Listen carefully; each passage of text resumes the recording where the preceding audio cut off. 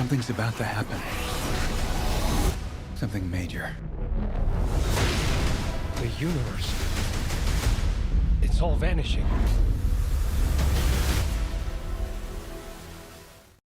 Hey everyone, Rascal here. And Mama, welcome to our channel Paws On Animation and our podcast. And today we're covering the DC Animated Trilogy, Crisis on Infinite Earths, the animated one. Yes. And we'll mention the others though. Now, based on the original comic story, Barry Allen discovers not only one on Earth, but every Earth in the multiverse is being destroyed. So brought together by the Monitor, various DC heroes must join forces to prevent the end of the universe yet again. But before we start, be sure to like, subscribe, and click on future podcasts and Well Paws videos. Thank you so much for joining us today, subscribing, sharing our videos, commenting. We appreciate everything you do. Specials, you are awesome. Yes. So what's pretty different about this particular podcast is we're going to touch on how this is being handled by DC in various ways, including the original comic. You'll see some pictures of the outline and the 3-part animated movie we watched. Right. The live action DC crossovers that used to be done on the CW that were awesome. For the Arrowverse. And then we'll also show you the original comic page, cover I should say, as well as the reboot, which this movie is technically reboot. Right. So it took us a long time to see these films because DC was kind of keeping these under lock and key, and they wanted you to see them digitally more than physical. And it was a long time before they finally came onto digital. And for the most part, the story isn't bad. And telling it as each part for one whole story, part 1 was the best. True. Part 2 was sort of half good, half okay. And had some exciting moments in it. And then part 3 ended up being kind of a slap in the face for a lot of DC fans, and we're going to definitely get into why that is as we go along. Very true. So for those of you not familiar with Justice League Crisis on Infinite Earths, what we've watched is the 2024 American animated superhero film trilogy featuring the DC Comics superhero team, the Justice League, and it's based on the DC Comics storyline Crisis on Infinite Earths, released between 1985 and 1986, written by Marv Wolfman, woo, and penciled by George Perez, woo woo. Yes. Now these films were directed by Jeff Warmester from a script that was done by Jim Creed, and they are the 54th, 55th, and 56th films of the DC AU that used to exist, plus the 8th, 9th, and 10th, which were the final installments of the second phase of the DC Animated Universe, which no longer exists as well. Yes, and that was a thing, because the biggest thing about this trilogy is that it really basically wanted to make a clean slate for the DC Animated Universe, and really to an extent live action as a whole, which started with the Arrowverse stuff. And when these animated DC films came out, all of them were really standalones, barely any of them connected, because they were all just adapting different famous storylines from the comics. And a lot of them did really well, and some of them are still talked about to this day because they were so well executed. Then they came a second version where they kind of sort of rebooted and tried to make a connected universe, starting with Son of Batman. That one had a sort of mixed reception. We enjoyed it, but it felt different from watching others. Then you had it be rebooted again by the end of that series, and now we have a Tomorrowverse, which is part of these films right here. And then that itself was going to end and then do another reboot. And it's like, okay, I think you should just stop trying to make a connected animated universe out of the movies. You did this with the TV shows. You should have just stuck with it all being one shot. And no more New 52. Oh my gosh. So, as we mentioned, this is based on a 12-issue limited series comic that released from April 1985 through March of 1986. And as the main piece of the crossover event, some of the plot elements were featured in tie-in issues of other publications as well, which is what the CW did with their shows. Exactly. Brilliant. And as we mentioned, it's being rebooted and redone and rehashed. This is the third one. So hopefully after this, they will stop. Please. Now for these particular movies, there were 5 producers, and you had some well-known VAs as well as some additional ones Lots that were of them. actors like Jensen Ackles. Yes. And we'll get to the VA cast later. These movies were produced by Warner Brothers Animation and DC Entertainment. Each movie has a different run length and was released separately. So, first we'll get to part 1, released January 6th of 2024, which ran 93 minutes.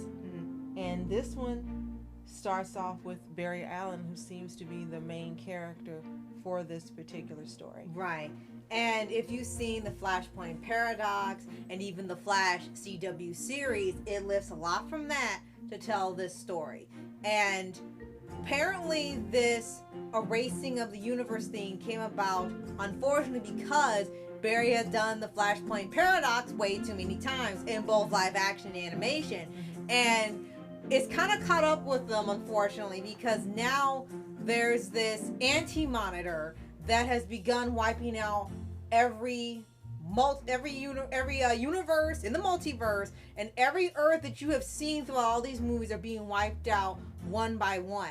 And it looks like an unstoppable force, and it kind of is by the time you get pretty far into part 1. And this one focuses on Barry as you see him throughout different points of his life, trying to prepare a way to save at least the Earth they're on and possibly other Earths where it won't be destroyed by the anti-monitor. True. Now, some major players in here are Amazo, as well as we mentioned the Justice League, and Amazo plays a really heavy part in this part 1 Right. of this movie story.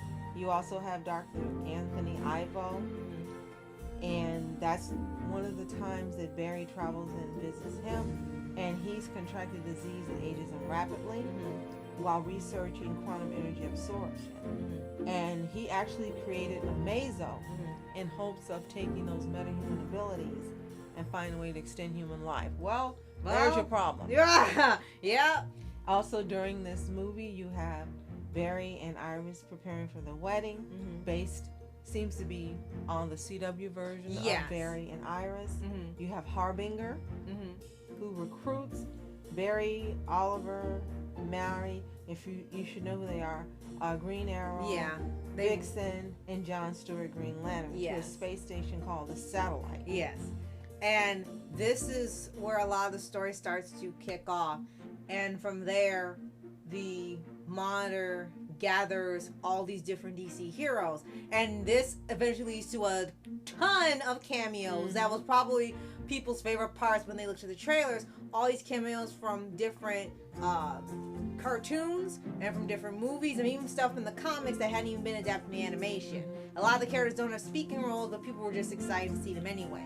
And their mission was to stop the anti-monitor because it seemed like it was so unstoppable that he was just gonna pretty much save all of the biggest heroes of each world or state or country, along with the various Earths, because there was no way to save everyone in time because it was going so quickly. Now, the Monitor decided to recruit people, or his council of thinkers, and that included, of course, Wonder Woman, Barry, Earth One's Dr. Light, Hawkgirl, and Mr. Terrific, Earth 4's Blue Beetle, and The Question, one of Rascal's favorites, and Earth 146, Aquaman. So that was pretty interesting. He didn't get them all from Earth 1, or Earth 2.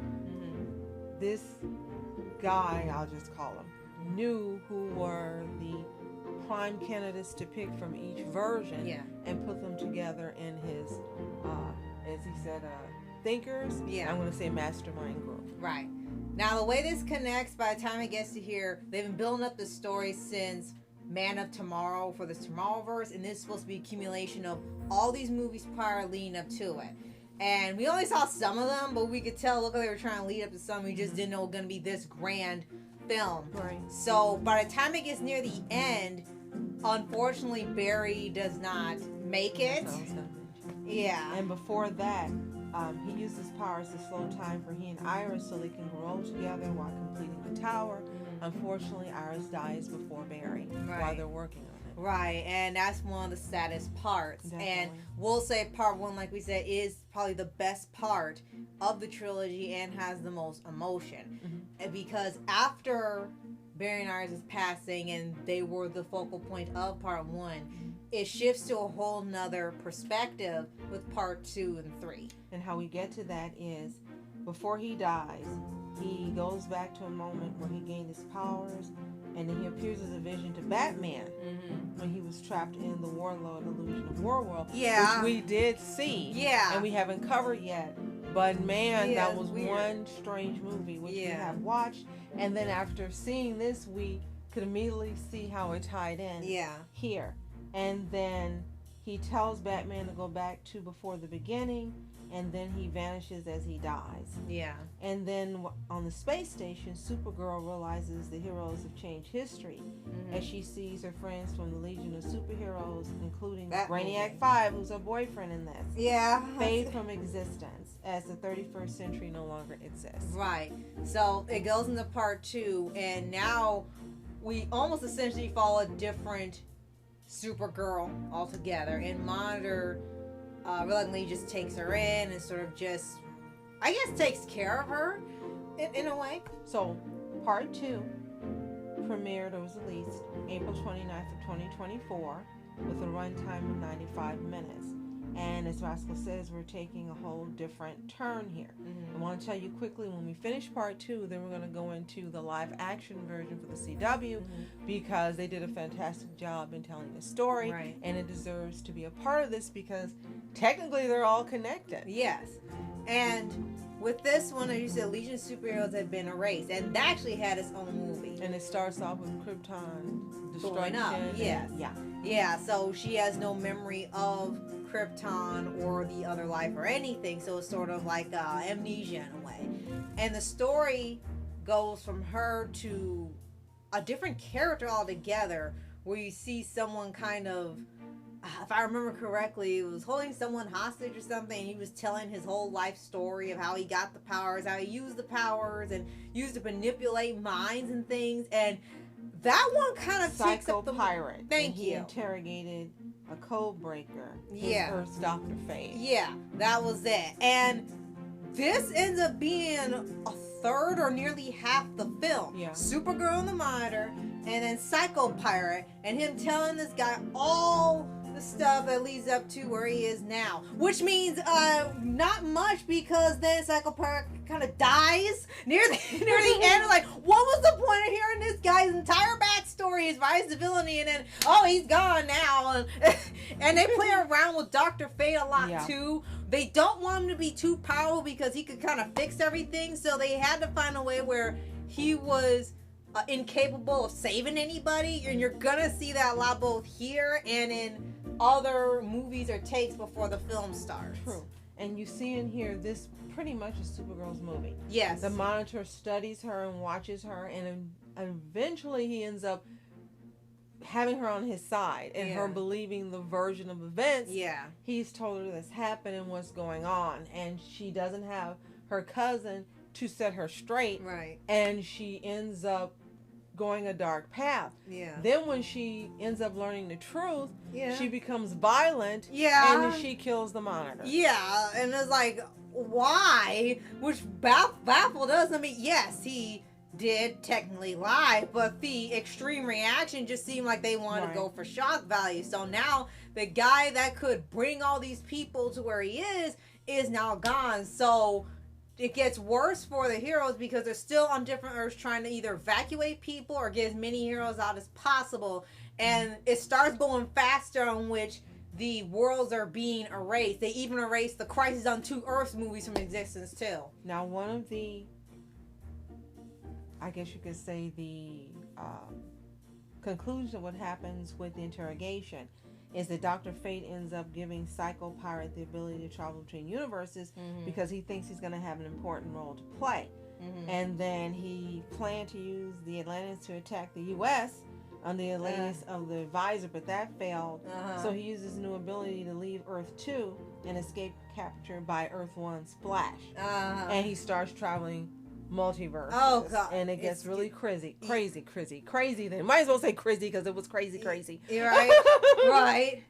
And then you mentioned about the Arrowverse crossover, right? Well, let's finish this and then go into that. All right, I'll make sure. Yeah. Now we get into part 3, No, which... we didn't finish part 2. Oh, we didn't finish part 2? No. How did it end then? We had the antimatter waves passing over the earth. Yeah, well, okay. And then that. how dare you try not to mention the Bat family's appearance in here? I thought it was part 3. Oh my gosh. I thought it was part 3, seriously. And Batman defends Earth 2 with the Yes. help of his multiverse Bat family. Yes. Oh my gosh, yes. I thought that was part 3, seriously, because you can just watch one after the other and take out the credits. Yes, that ended up being a big part of it, and they play the Bat family very different in here. Mm-hmm. You know that this isn't the Batman any of them know. And for a lot of the beginning, when they do the team up, they're kind of antagonistic towards him, which you would think wouldn't happen, but I guess they're saying, well, they're different versions. Right. It's okay. And they have Batgirl, they had Robin, one version of Robin, they had Nightwing, they had Batman Beyond. Yes, and Terry. Right. So they had them working together, and really reluctantly. And true to Batman, regardless of these are his Earths or not his Earth's Bat family, he still took care of them and still watched their backs, regardless of what universe they were from. And that was probably the best part of that, because the other stuff for them doing the Batman stuff ended up being a little questionable. Yeah, because they began having a fight with Batman. Yeah, like Nightwing, yeah. And they actually began battling with him. Fist trying to beat the crap out of him. Yeah, it was like, okay. And we were just like sitting there stunned, like, who wrote this? Why would they do that? Right. And they almost...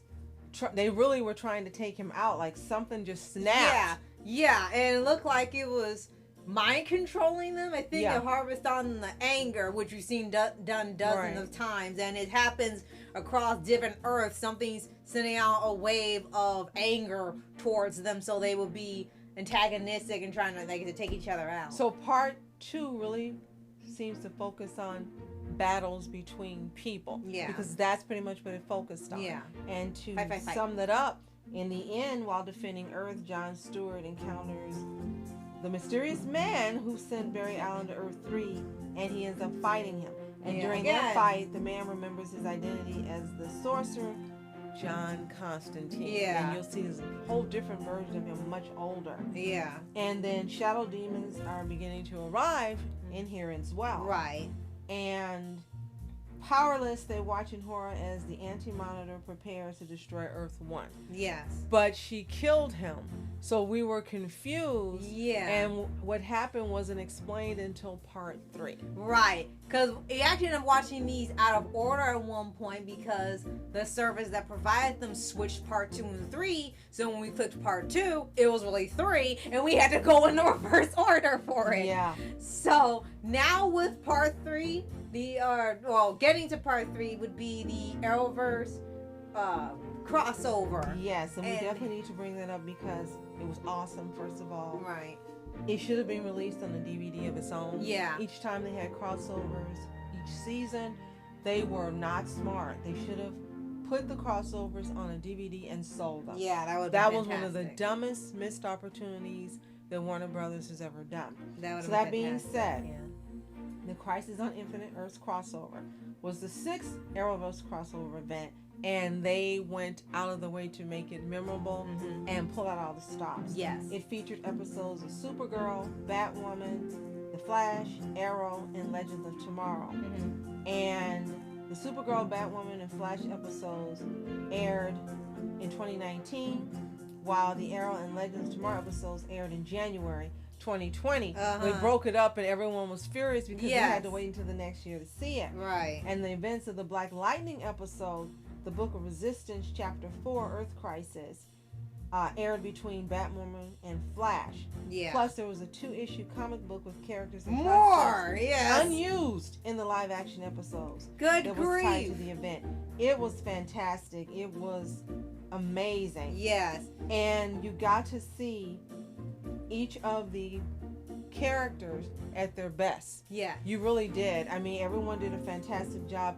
Even Batwoman, even though you didn't kind of understand why they were trying to make her fit, but then we didn't know about there being a comic at first. At least I did. That neither there. No. But they had tons of cameo appearances by live action actors who have played superheroes, some voice actors who play superheroes. Yeah. They had who was the host? It was Kevin Smith. Kevin Smith was the host. And then each day that they aired, they had like a behind the scenes 30-minute interviews with people, which was fantastic. Right. You even had Burt Ward from Batman 66. Right. It was crazy. It was fantastic. The worst part is they were killing everyone off.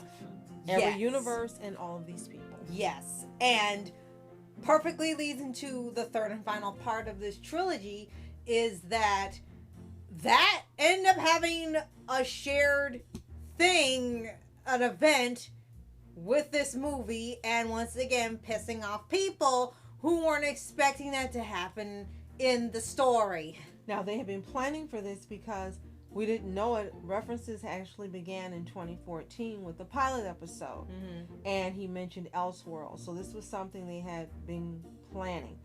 And you had Kevin Conroy, as we mentioned, and unfortunately he was an evil version of Batman. Which was a bit controversial before his passing. So this version of Crisis on Infinite Earths was met with positive reviews from critics, with praise for its scope, ambition, and cameos, though the fate of Oliver Queen had a mixed reception. And in it, there's no spoilers now because it's been gone for a while. Arrow was killed. Yes. And we didn't expect that. We kept thinking he was going to come back, but he didn't.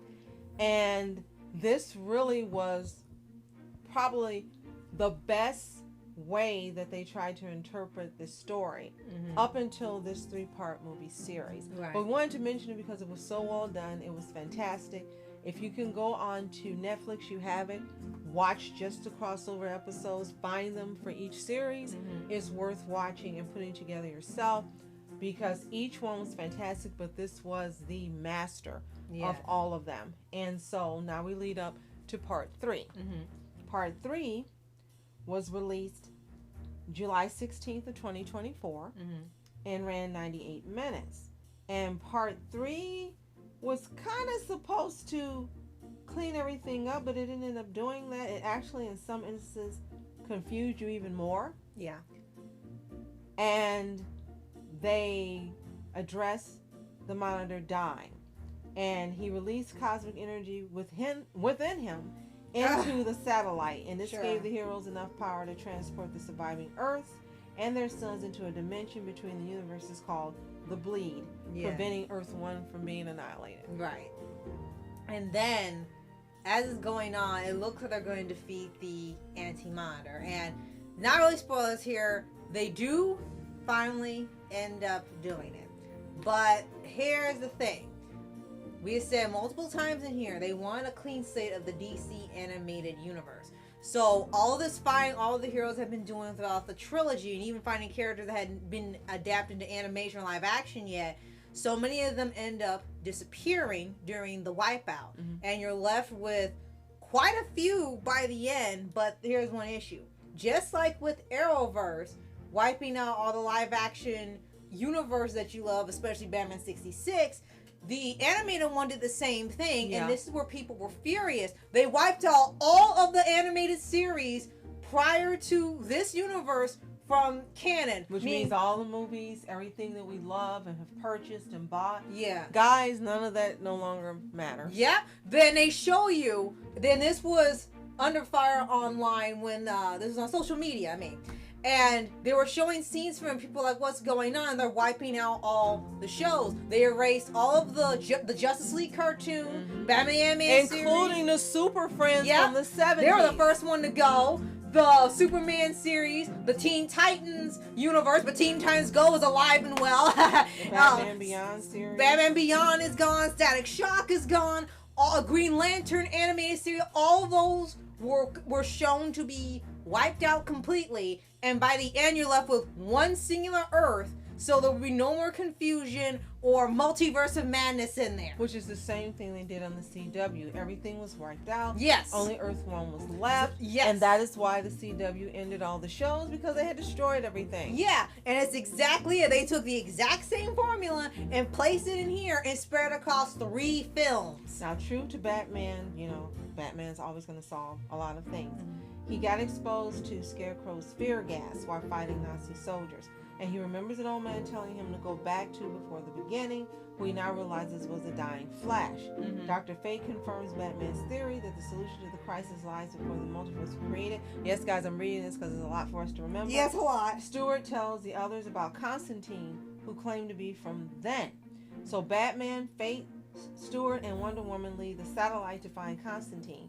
Using Fate's magic to restore Constantine's memories, they discover that Constantine's Earth was ravaged by Darkseid. Oh, yes. yes. He makes an appearance And the other one, yes. And to restore his Earth, Constantine introduced his Earth's Flash to travel back in time and kill Darkseid when he was vulnerable as an infant. So yes, there was a murder of a baby Darkseid in this as well. Yes, which could be controversial because it reflects a real life question, which is like, they just keep piling on the questions of morality as these movies go on. Now, if you feel someone's missing, no, guys, you have Superman, Earth 10's Lex Luthor, Earth 1's Lois Lane. They all turn up in here and put their spin on this and their contribution. You also have returning to the universe. They're aided by a new Green Lantern Corps. Green Lantern Corps.